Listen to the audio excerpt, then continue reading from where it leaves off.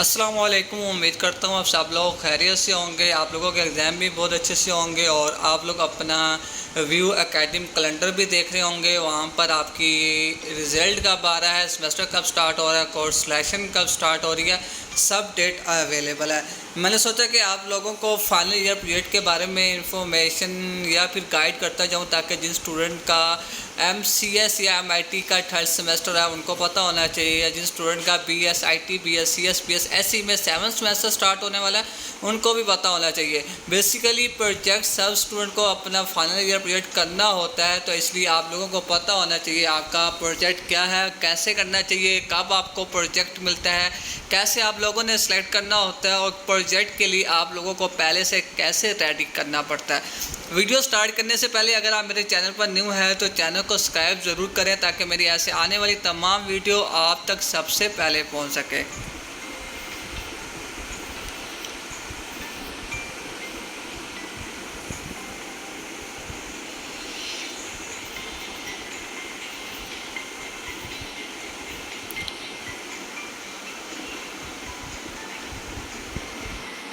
ज़िंदगी एक बार सीखने का मौका देती है तो कुछ अच्छा ही सीखना चाहिए, ना कि फ्यूचर का वक्त ज़ाया करना चाहिए। बेसिकली ये आपको इसलिए बताया है ताकि आपने अपना फाइनल ईयर प्रोजेक्ट जब सेलेक्ट करते हैं देन आपने अपना फ्यूचर बिल्डअप करना होता है। आपने आगे किस फील्ड में जाना है, आपने क्या करना है, डिग्री के बाद आपने किस फील्ड में जाना है, कैसी जॉब करनी है और किस चीज़ से रिलेटिव आपने काम करना है। तो इसलिए अभी आपके पास टाइम है, आप अच्छी फील्ड सीखें, अपना फाइनल ईयर प्रोजेक्ट अच्छे वाला सेलेक्ट करें, ताकि अभी आप मेहनत करके जैसे आपकी डिग्री कंप्लीट हो आपको कुछ ना कुछ आता हो, ताकि आपका डिग्री करने का बेनिफिट हो। ऐसा ना हो कि जब आप डिग्री करके यूनिवर्सिटी से डिग्री कंप्लीट करके पास आउट होते हैं सो आपको कुछ भी ना आता हो, आपको प्रोग्रामिंग ना आती हो, आपको किसी सॉफ्टवेयर हाउस में कोई जॉब भी ना मिले, तो वो आपके 4 साल वेस्ट होते हैं एक किस्म के।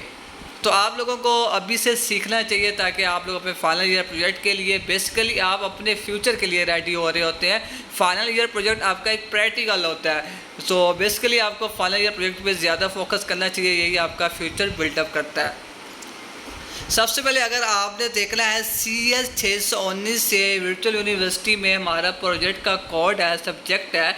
जिस स्टूडेंट का मेन के ये आपकी डिग्री का पर्पस होता है कि आपने अपनी लाइफ का फ्यूचर बनाना होता है, कि फाइनल ईयर प्रोजेक्ट आपने किस फील्ड से रिलेटिव सेलेक्ट करना है और अपने फ्यूचर को किस फील्ड में आपने कंटिन्यू करना है।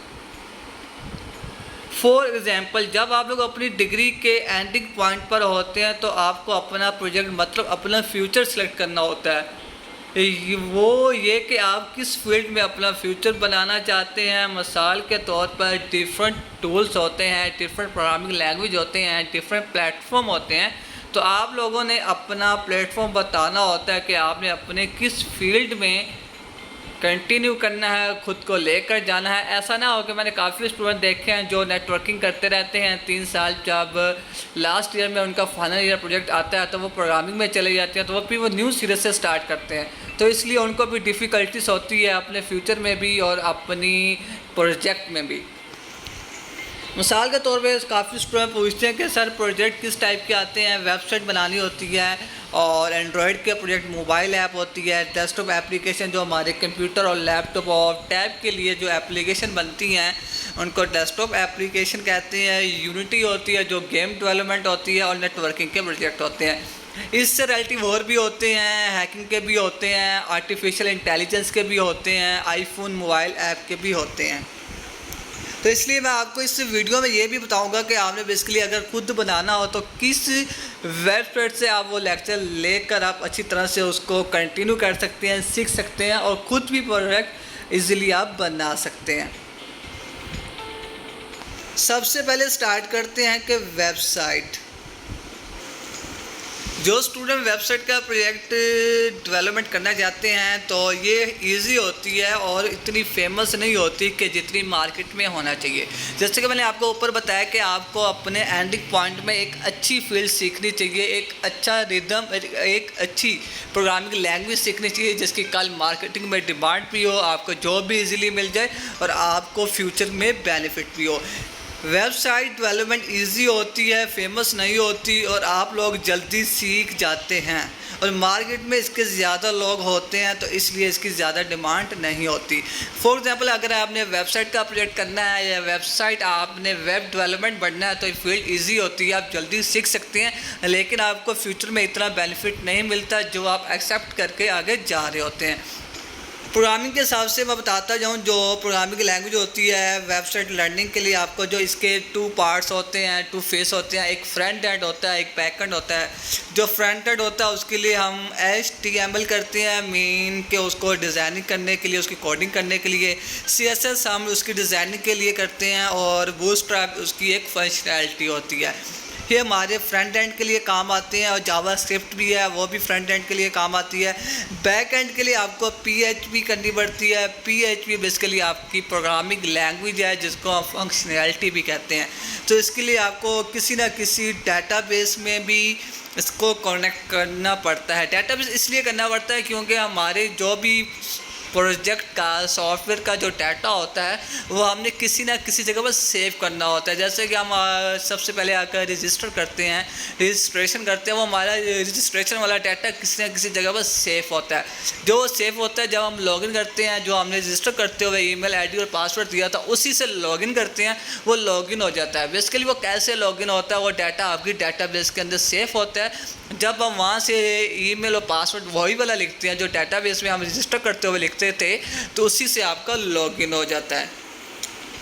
सॉफ्टवेयर यूज़ करने के लिए इनके ऊपर तो मैंने आपको प्रोग्रामिंग बताई कि वो कौन कौन सी होती है। आप इसको यूज़ करने के लिए सॉफ्टवेयर आपके पास कौन से होने चाहिए, नोटपैड होना चाहिए आपके पास, सप्लाइन होना चाहिए, एग्ज़ाम होना चाहिए, एसक्यूएल सर्वर होना चाहिए। बेसिकली अगर आपने प्रोग्रामिंग सीखनी है या वेब सीखनी है तो www.w3school.com ये वेबसाइट है, यहाँ से आप सीख सकते हैं इजीली। आप यूट्यूब पे इसके लेक्चर लें, इस वेबसाइट को विज़िट करें, यहाँ से लर्निंग से स्टार्ट करें ताकि आप लोग इजीली वेबसाइट बनाना सीख सकें। सेकंड आपके पास फील्ड आती है एंड्रॉयड डेवलपमेंट। ये बेसिकली मोबाइल एप्लीकेशन होती है, वेब से इजी होती है और फेमस भी होती है, बट थोड़ा टाइम ज़्यादा लगता है इसको सीखने में, और मार्केटिंग में वैल्यू भी होती है। जैसे कि मैं आपको सिंपल वे में इन दोनों का कंपेयर करूँ, अगर वेबसाइट का और एंड्रॉयड का मोबाइल एप्लीकेशन का, अगर आप एक बिजनेसमैन बनते हैं तो आपने अपने बिज़नेस को 24 आवर्स कंटिन्यू रखना होता है। तो वो आप 24 आवर्स कैसे कंटिन्यू रखेंगे, आपका बिज़नेस 24 आवर आपके पास हो। ऐसा तो नहीं होगा कि अगर आप वेबसाइट हो, जब भी आपने कोई काम करना तो आपको यकीनन पीसी के आगे बैठना चाहिए।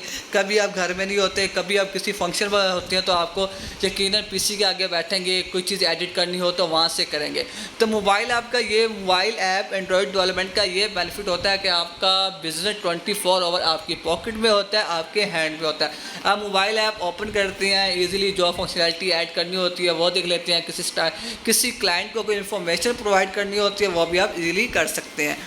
Programming language for Android learning, आपने एंड्रॉयड सीखने के लिए कौन कौन सी प्रोग्रामिंग होती है। फ्रंट एंड XML होती है, जैसे कि फ्रंट एंड जो हमारी लेआउट होती है, जो हमारे सामने स्क्रीन शो होती है उसको फ्रंट एंड कहते हैं। और बैक एंड के लिए जावा लैंग्वेज होती है, और एक और थी जावा थी, और विद फाइल बेस्ड डेटाबेस। अगर आपने अपना एंड्रॉयड का प्रोजेक्ट करना है तो आप वही कीजिएगा जिसके अंदर जावा लैंग्वेज यूज़ हो, फाइल बेस्ड डेटाबेस हो। ये बेसिकली ऐसी डेटाबेस है, ये ऑनलाइन डेटाबेस है। आप इजीली इसका अकाउंट गूगल पे क्रिएट करते हैं और अपने प्रोजेक्ट में कॉन्टेक्ट कर देते हैं सिंपल जावा की लैंग्वेज में। ये सीखना बहुत ईजी होता है, आप एक बार ट्राई करें, इंशाल्लाह आप इजीली इसको सीख सकेंगे।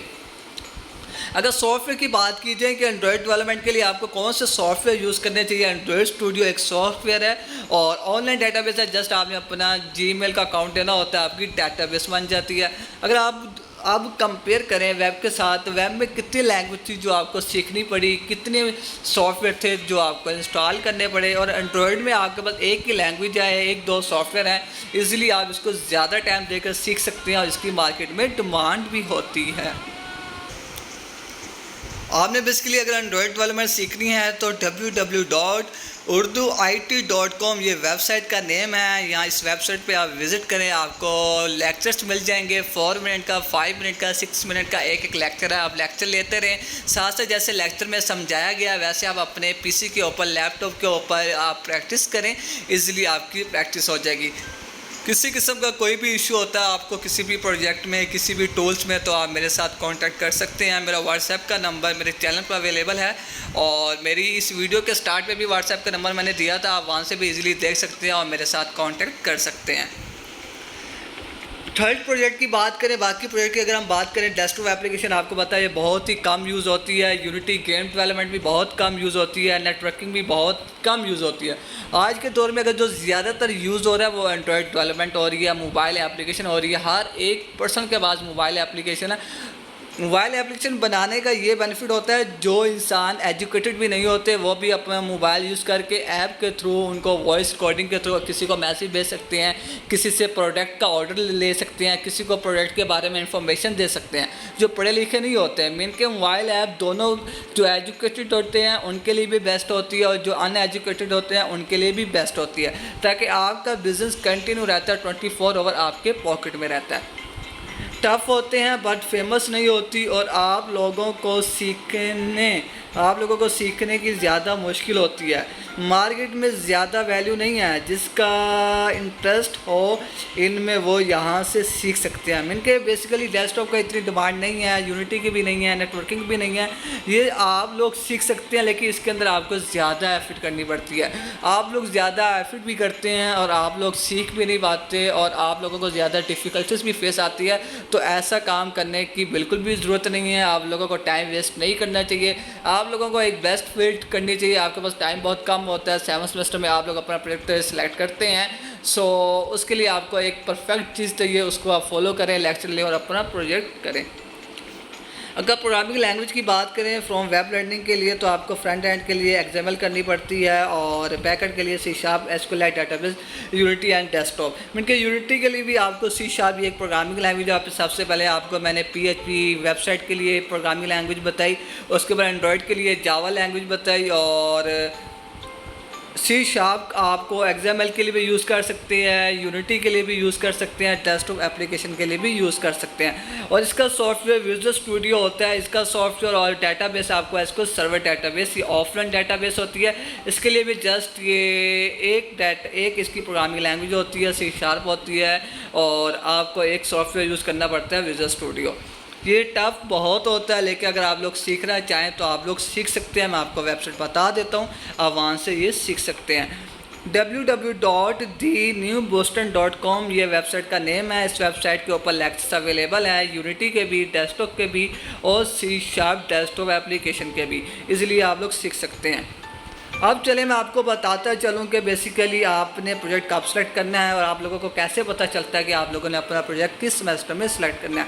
क्रेडिट क्या होता है? क्रेडिट बेसिकली एक बुक को पास करने के 3 क्रेडिट्स मिलते हैं। मीन के किसी बुक के आप यूनिवर्सिटी वालों ने अपडेट किया, जैसे कि प्रैक्टिकल की बुक्स आए हैं, उसका 1 क्रेडिट्स होता है और एक बुक के 2 क्रेडिट्स भी होते हैं और एक बुक के 3 भी होते हैं। टोटल अगर BScs वाले हैं, BSIT SC वाले हैं तो उनके 134 टोटल क्रेडिट्स हैं। वो जितनी बुक्स क्लियर करते जाएंगे उनके क्रेडिट्स क्लियर होते जाएंगे। जब उनके टोटल क्रेडिट्स 134 हो जाएंगे तो उनकी डिग्री कंप्लीट हो जाएगी। मेन बात, प्रोजेक्ट CS के कौन सी डिग्री के हैं और सेलेक्ट कब और कैसे करते हैं। मीन कि आपको पता होना चाहिए आपके प्रोजेक्ट CS की डिग्री में कौन सी CS की डिग्री में आते हैं और आप लोगों को कैसे सेलेक्ट करना चाहिए। BSIT, BScs, BSsc, MCS, MIT ये बेसिकली आपके CS से रिलेटिव आपकी फील्ड है, आपकी डिग्री हैं। इसके अंदर आपको फाइनल ईयर प्रोजेक्ट आता है जो CS का प्रोजेक्ट होता है, आप लोगों ने मस्ट करना होता है। आपका प्रोजेक्ट आपकी डिग्री से ज़्यादा इंपॉर्टेंट होता है। नेक्स्ट मैं आपको बताता चलूँ कि आपका प्रोजेक्ट बेसिकली, अब जो बात मैं आपको बताने वाला हूँ वो आपने अच्छे से अपने माइंड में क्लियर करनी है। चाहे आप लोगों का फर्स्ट सेमेस्टर है, सेकंड है, थर्ड है, 4 है, 5 है, 6 है, इस रूल को फॉलो करते हुए आपको फाइनल ईयर प्रोजेक्ट मिलेगा। जिस जगह पर आप मिस्टेक करेंगे वहाँ पे आपका एक सेमेस्टर वेस्ट हो सकता है। BSIT, BSsc, BScs जब आप लोगों का 7 सेमेस्टर स्टार्ट होता है तो आप लोगों का प्रोजेक्ट आ जाता है।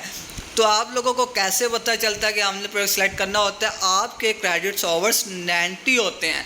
फॉर एग्जांपल आपने 6th सेमेस्टर के पेपर दिए, वो आपका रिजल्ट आ जाता है। अब आप 7th सेमेस्टर के लिए कोर्स सिलेक्शन कर रहे होते हैं। आप टोटल क्रेडिट्स चेक करें, अगर आपके 90 हो गए हैं देन आपको क्या होगा, आपको प्रोजेक्ट कोर्स सिलेक्शन के अंदर CH 619 का प्रोजेक्ट सब्जेक्ट मिल जाएगा। तो आपने उसको सिलेक्ट करना होता है। फॉर एग्जांपल अगर आपका 7th सेमेस्टर स्टार्ट होता है, आपके क्रेडिट्स 90 नहीं होते, वो इस वजह से नहीं होते, ये रीज़न होती है कि आपके कुछ सब्जेक्ट फेल होते हैं जिसकी वजह से आपके क्रेडिट्स पूरे नहीं होते। देन आप लोगों को क्या करना होता है, आप लोगों को 8th सेमेस्टर के अंदर अपना प्रोजेक्ट आप सेलेक्ट करेंगे, आपका एक सेमेस्टर वेस्ट हो जाएगा।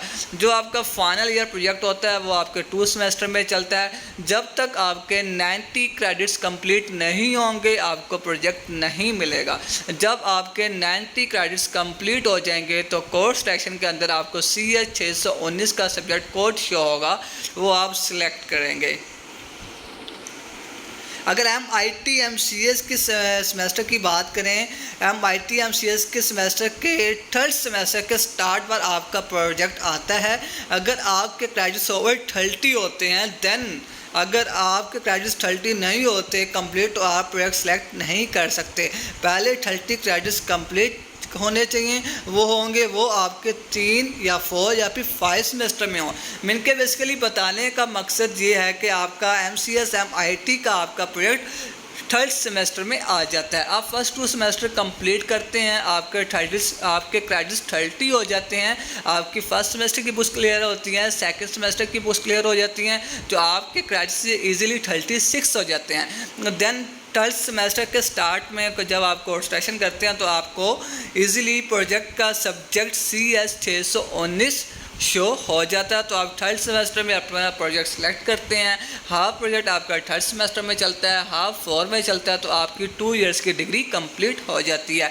अगर आपके फर्स्ट सेमेस्टर में 1-2 F लग जाते हैं, सेकंड सेमेस्टर में 1-2 F लग जाते हैं, देन 3rd सेमेस्टर में आप प्रोजेक्ट सेलेक्ट नहीं कर सकते, क्योंकि जब तक आपके 30 क्रेडिट्स कंप्लीट नहीं होंगे आप अपना प्रोजेक्ट सेलेक्ट नहीं कर सकते। जब तक आपके 30 क्रेडिट्स कंप्लीट होंगे, चाहे वो आपके 4th सेमेस्टर में पास हो, कंप्लीट हो रहे हो, चाहे 5th में, चाहे 6th में, जब तक आपके 30 क्रेडिट्स कंप्लीट नहीं होंगे आप अपना प्रोजेक्ट सेलेक्ट नहीं कर सकते।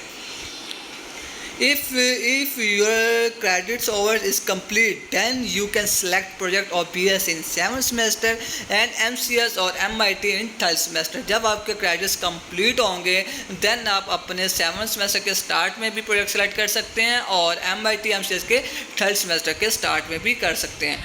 अब आपने प्रोजेक्ट की सिलेक्शन कैसे करनी होती है? जिस स्टूडेंट का प्रोजेक्ट होता है वो कोर्स सिलेक्शन जल्दी करते हैं क्योंकि उन्होंने प्रोजेक्ट लेना होता है। नंबर 1, क्योंकि काफ़ी लोग प्रोजेक्ट कोर्स सिलेक्शन लेट करते हैं, वो कहते हैं हमने लेट करते हैं तो कोई इशू नहीं है, बट जिन लोगों का प्रोजेक्ट आना होता है, जिनके क्रेडिट्स कंप्लीट होते हैं और जिन कोर्स सिलेक्शन ओपन होती है उस दिन उनको कोर्स सिलेक्शन करनी चाहिए। क्यों करनी चाहिए? क्योंकि ये प्रोजेक्ट वालों की लिस्ट आ जाती है तो उनके लिए वो ज़रूरी होती है। नंबर 1, कोर्स सिलेक्शन में CH 619 शो होता है जस्ट उनको जिनका प्रोजेक्ट होता है और क्रेडिट्स कंप्लीट होते हैं। यू कैन सेलेक्ट, देन आप सेलेक्ट कर सकते हैं। नंबर 2, प्रोजेक्ट का कोड सेलेक्ट करने के बाद 1 वीक बाद आपको वर्ल्ड फाइल लिस्ट आती है प्रोजेक्ट की। CH 619 जब आप सिलेक्ट कर लेते हैं LMS के बाद, जैसे कि आपके बाकी बुक के सब्जेक्ट भी शो हो रहे होते हैं, उसी तरह से CH 619 भी सब्जेक्ट शो हो रहा होगा। इसकी अनाउंसमेंट के अंदर आपको प्रोजेक्ट की फाइल्स आती हैं, उसके अंदर प्रोजेक्ट का नेम लिखा होता है, उसकी डिटेल लिखी होती है, इसको इंट्रोडक्शन लिखी होती है। मीन के आपको सारा डाटा एक रिक्वायरमेंट बता दी जाती है कि आपके ये प्रोजेक्ट हैं, आपने इनमें से कौन सा सेलेक्ट करना है। और प्रोजेक्ट सिलेक्शन की डेट 1-2 दिन के बाद आती है ताकि स्टूडेंट पहले वो सारी लिस्ट को रीड करे, देख के समझे, अंडरस्टैंड करें कि उसको कौन सा प्रोजेक्ट सेलेक्ट करना चाहिए। नंबर 3, आप लोगों ने मेल चेक करते रहना है क्योंकि सम टाइम सेक्टर आपकी सिलेक्टिंग रिक्वेस्ट एक्सेप्ट नहीं करते सीट फुल होने की वजह से। फॉर एग्जाम्पल अगर आप लोगों ने सबसे पहले कोर्स सिलेक्शन में CH 619 सेलेक्ट किया, 1 वीक के बाद आपको प्रोजेक्ट लिस्ट आ गई और 1 वीक के बाद बेसिकली आपको जैसे ही कोर्स सेक्शन ओपन होती है आपने CH619 को सिलेक्ट करना है। सिलेक्ट करने के बाद 1 वीक के बाद आपको प्रोजेक्ट की लिस्ट आती है, तो आपके पास 3 या 4 दिन अवेलेबल होते हैं जो यूनिवर्सिटी वाले देते हैं। आप पहले प्रोजेक्ट की लिस्ट देखते हो, देखने के बाद 4 दिन के बाद प्रोजेक्ट की सिलेक्शन ओपन होती है। प्रोजेक्ट का नेम लिखा होता है, उसके साथ ही सिलेक्ट का बटन होता है। जस्ट आपने सेलेक्ट के बटन के ऊपर क्लिक कर देना है। तो आपने अपनी ईमेल चेक करनी है। समटाइम सीट फुल होने की वजह से आपने जो सिलेक्ट किया होता है वो आपकी जो रिक्वेस्ट होती है वो रिजेक्ट भी हो सकती है। तो आप लोगों को पता होना चाहिए, आपने अपनी BC ID वाली जो Gmail ID होती है वहाँ पे मेल आपको आ जाती है, वो आपको चेक करनी चाहिए। जैसे ही आपका प्रोजेक्ट सिलेक्ट हो जाएगा वो आपका प्रोजेक्ट LMS के ऊपर शो हो जाएगा। अब स्टार्ट करते हैं कि आपके प्रोजेक्ट की कितनी असाइनमेंट होती है और एक एक असाइनमेंट का क्या मतलब होता है और आपने किसी असाइनमेंट के ऊपर किस सॉफ्टवेयर को यूज़ करते हुए बनाना है। सबसे पहले आपकी असाइनमेंट आती है SRS, जिसको हम कहते हैं सॉफ्टवेयर रिक्वायरमेंट स्पेसिफिकेशन, और आपको सॉफ्टवेयर यूज़ करना होता है MS project and Visio. MS project basically आपने प्रोजेक्ट का प्लान बताना होता है और विजियो एक ऐसा सॉफ्टवेयर है जिसके ऊपर आप डायग्राम बनाते हैं। क्वेश्चन आपको यूनिवर्सिटी वाले क्वेश्चन की जो फाइल होती है वो आपको यूनिवर्सिटी वाले LMS के ऊपर अपलोड कर देते हैं। जैसे कि बाकी असाइनमेंट की क्वेश्चन फाइल आती है उसी तरह से इसकी भी क्वेश्चन फाइल आएगी। आप उसको डाउनलोड करेंगे, उसके अंदर जो आंसर होंगे आपने उसके अंदर ही क्वेश्चन के जो आंसर होंगे वो पेस्ट करके फाइल सबमिट कर देनी है। आपके पास 1 मंथ का टाइम होता है। अगर हम सेकंड असाइनमेंट की बात करें डिज़ाइन फेज, इसके अंदर भी आपकी डिफरेंस डायग्राम्स होती हैं और सॉफ्टवेयर आप UML एंड विजियो यूज़ कर सकते हैं क्योंकि आपने डायग्राम्स बनानी होती है। किसी किस्म की कोई कोडिंग नहीं होती। जो आपकी फ़र्स्ट असाइनमेंट होती है उसके अंदर भी आपकी थ्योरी होती है, जो आपकी सेकंड असाइनमेंट होती है उसके अंदर भी आपकी थ्योरी होती है। फर्स्ट असाइनमेंट के लिए भी आपको 1 मंथ का टाइम मिलता है, सेकंड असाइनमेंट बनाने के लिए भी आपको 1 मंथ का टाइम मिलता है। अगर हम थर्ड असाइनमेंट की बात करें जिसको टेस्ट फेज कहते हैं, ये इस असाइनमेंट में आपको 15 से 17 दिन मिलते हैं। इसके अंदर आपको एक प्रोग्रामिंग का छोटा सा टास्क दिया जाता है, जैसा कि आपको CS201 की प्रोग्रामिंग की असाइनमेंट होती है, CS304 की होती है एंड CS506 जावा की होती है। इसी तरह से आपको एक छोटी सी प्रोग्रामिंग की असाइनमेंट दी जाएगी और आप लोगों को कहा जाएगा ये आप एक छोटा सा सॉफ्टवेयर बनाओ, ये आपका डेमो सॉफ्टवेयर है, ये आप बनाकर सबमिट करवाएं। जैसे आप ये सबमिट करवाएंगे फिर 1 वीक के बाद आपका इसका वाइवा आता है। वाइवा आपका ऑनलाइन स्काइप पर होगा। अगर आप इस वाइवे में पास हो जाते हैं देन आप नेक्स्ट सेमेस्टर में ये प्रोजेक्ट को कंटिन्यू करते हैं। फर्स्ट 3 स्टेप आपके इसी सेमेस्टर में होते हैं, नेक्स्ट सेमेस्टर में आपका 4 वाला पार्ट चलता है। अगर आप टेस्ट फेस वाइवे में फ़ेल हो जाते हैं, अल्लाह ना करे, तो आपका ये सेमेस्टर भी वेस्ट हो जाता है। जो नेक्स्ट सेमेस्टर आने वाला होता है वो भी फ़ेल हो जाता है। उससे अगले सेमेस्टर में आपने अपने प्रोजेक्ट को न्यू से स्टार्ट करना होता है। अगर हम असाइनमेंट नंबर जैसे आप थर्ड असाइनमेंट की वाइवा क्लियर करेंगे देन आप 4 असाइनमेंट पर आ जाएंगे। 4 असाइनमेंट के अंदर फाइनल रिव्यूएबल इसका नेम है। इसके अंदर आपने अपना कंप्लीट प्रोजेक्ट बनाना होता है, कंप्लीट, और प्रेजेंटेशन बनाकर देनी होती है और आपको डॉक्यूमेंटेशन बनाकर देनी होती है। प्रेजेंटेशन और डॉक्यूमेंटेशन के क्वेश्चन आपकी LMS के ऊपर प्रोजेक्ट की फ़ाइल में अपलोड होते हैं। आप वहाँ से डाउनलोड करके जस्ट आपने आंसर पुटअप करने होते हैं। किसी भी किस्म की कोई भी आपको हेल्प चाहिए हो आप मेरे से व्हाट्सएप पे कांटेक्ट कर सकते हैं। फ्री ऑफ कॉस्ट आप लोगों की ये हेल्प की जाएगी। अगर आप लोगों को नहीं पता कि प्रोजेक्ट कैसे सिलेक्ट करते हैं और कैसे अनसेलेक्ट करके अगर आपने न्यू प्रोजेक्ट सेलेक्ट करना है वो कैसे करते हैं, मेरे चैनल के ऊपर वीडियो अपलोड हुई है, आप चेक कर सकते हैं कि आपने प्रोजेक्ट को कैसे सिलेक्ट करना है। अगर आप सिलेक्ट कर लेते हैं उसके बाद कहते हैं कि हमने ये नहीं करना, हम ये वाला करना चाह रहे हैं, आपने उसको कैसे रिजेक्ट करके न्यू प्रोजेक्ट सेलेक्ट करना है। चैनल के ऊपर वीडियो अवेलेबल है, आप चैनल के ऊपर देख सकते हैं और अपने फ्रेंड के साथ ज़रूर शेयर करें ताकि ज़्यादा से ज़्यादा लोगों की हेल्प हो। और किसी भी किस्म की स्टडी में आपको कोई भी हेल्प चाहिए हो, किसी किस्म की कोई भी डिफ़िकल्टीज हो, आप व्हाट्सएप पे मेरे साथ कांटेक्ट कर सकते हैं। इंशाल्लाह मैं आपकी हेल्प करूँगा, फ्री ऑफ कॉस्ट करूँगा और आप लोगों के मार्क्स भी अच्छे आएंगे। जज़ाकल्लाह।